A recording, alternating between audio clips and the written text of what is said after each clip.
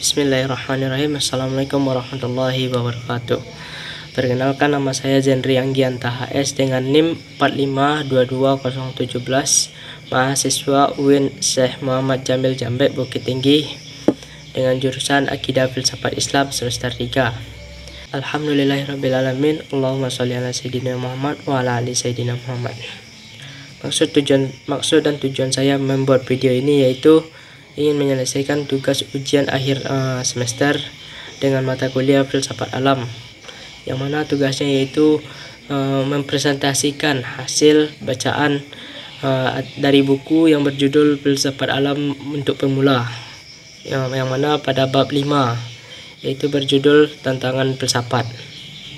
Jadi memang filsafat itu memiliki banyak tantangan, yaitu mulai dari sejak dari kelahiran filsafat pertama kali di Yunani kuno, para filosof generasi awal, yang mana filosof alam itu pemikiran mereka banyak ditolak oleh Yunani yang pada saat itu meyakini metodologis, hingga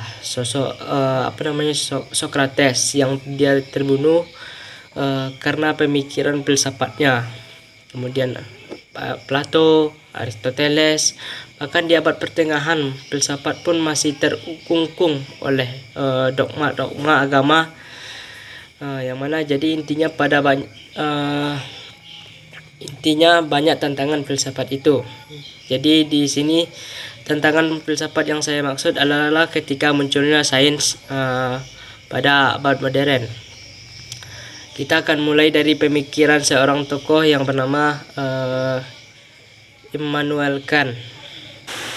Immanuel Kant ini merupakan seorang filosof, seorang pemikir yang berkebangsaan Jerman, yang mana dia hidup dalam ritme yang teratur, disiplin yang tinggi. Bahkan penduduk yang ia tinggal dapat mencocokkan jam tangan mereka ketika Immanuel Kant ini akan lewat setiap hari.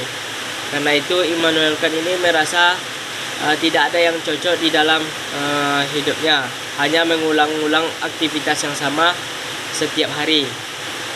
Sedikit informasi, Immanuel Kant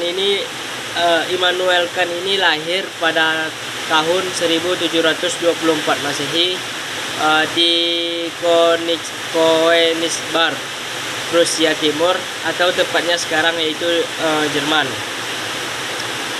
Ia lahir sekitar pada abad 18 Masehi, yang mana pada saat itu sains sedang berkembang-kembangnya dan sedang gencar-gencarnya.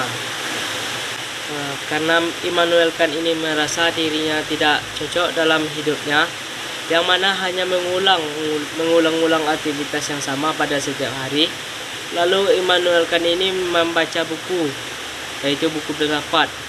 Sampai-sampai karena membaca buku ini hidup dia berubah, dan dia menemukan satu teori yang sangat memukau tentang kejadian alam semesta, yang mana Immanuel Kant ini berpendapat bahwa galaksi itu tercipta dari perputaran kabut gas di alam semesta, yang mana perputaran tersebut menghasilkan gaya sentrifugal yang membuat galaksi menjadi cakram BP dalam bidang yang tegak lurus dengan poros perputaran.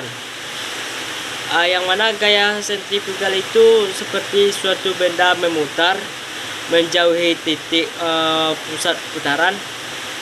Jadi kabut gas yang dikatakan Immanuel Kant itu bergerak memutar menjauhi titik putaran, dan dari situ terbentuk alam semesta. Perputaran galaksi itu kemudian membuat bintang dan planet menjadi dingin seperti sekarang ini. Kemudian pemikiran Immanuel Kant selanjutnya yaitu Immanuel Kant ini berusaha untuk kembali subjektivitas, di mana menurutnya ilmu pengetahuan yang mewariskan pada abad modern seperti sains yang dikembangkan oleh Descartes dan fisika Newton terasa semakin mekanis dan Baginya sesuatu yang diperoleh dari sains hanyalah fenomena belaka, belaka tidak sampai neomena.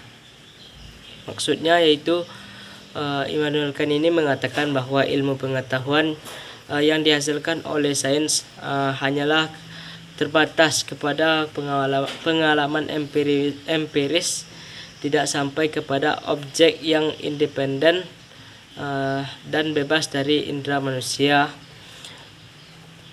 Jadi intinya yaitu filsafat Immanuel Kant ini adalah usaha terakhir filsafat untuk kembali kepada gelanggang ilmu pengetahuan yang sejatinya para ilmuwan modern itu adalah penganut empirisme. Mereka menggunakan metode-metode mutakhir yang mereka temukan untuk mengulang dan menguliti rahasia-rahasia alam semesta.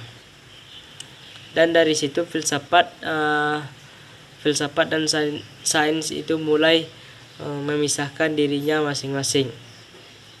Oke, selanjutnya yaitu kita akan membahas sedikit tentang sejarah singkat sains modern yang bermula dari perkembangan revolusi atau modern.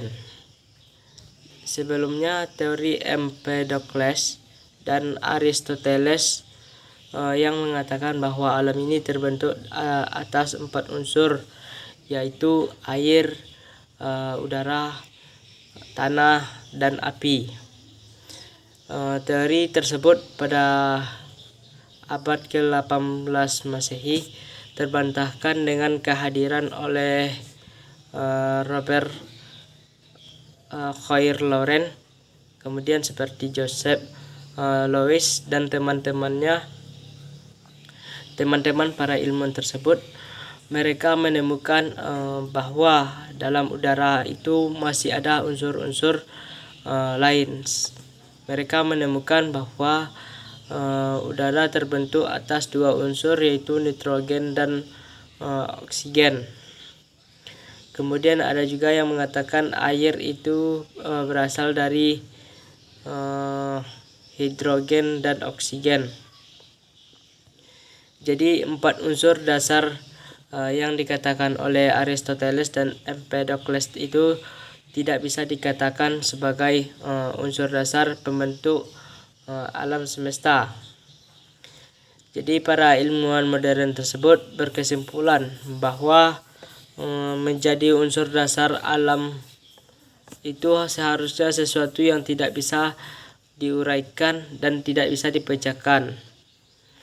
Nah, itulah yang disebut dengan atom, yang mana sesuatu yang tidak bisa dipecahkan atau diuraikan itu disebut dengan atom. Kemudian perkembangan penting selanjutnya yaitu ketika munculnya teori relativitas Einstein, di mana ide awal teori ini sangatlah sederhana.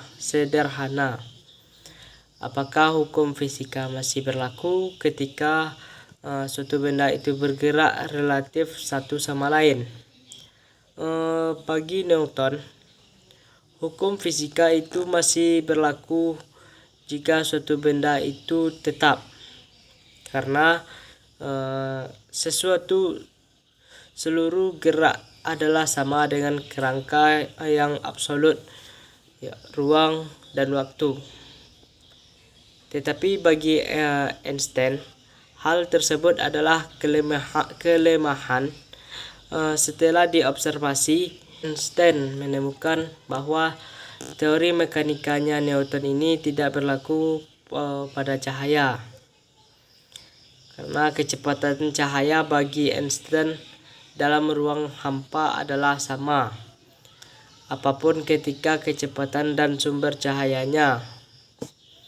Nah, dari situ dari munculnya teori relativitas sains ini, yang mulanya sains dianggap sebagai pencapaian yang sangat luar biasa. Kemudian sains merasa semakin mekanis dan sangat materialistis. Memang sains menghasilkan ilmu-ilmu mekanika dan teknologi modern. Tetapi bagi sebagian ilmuwan sains, bagi sebagian pemikir, itu telah mengambil kesimpulan yang di luar batas kajiannya. Demikianlah yang dapat saya sampaikan. Lebih dan kurangnya saya mohon maaf. Terima kasih atas segala perhatian. Saya tutup dengan wabillahi taufik wal hidayah. Assalamualaikum warahmatullahi wabarakatuh.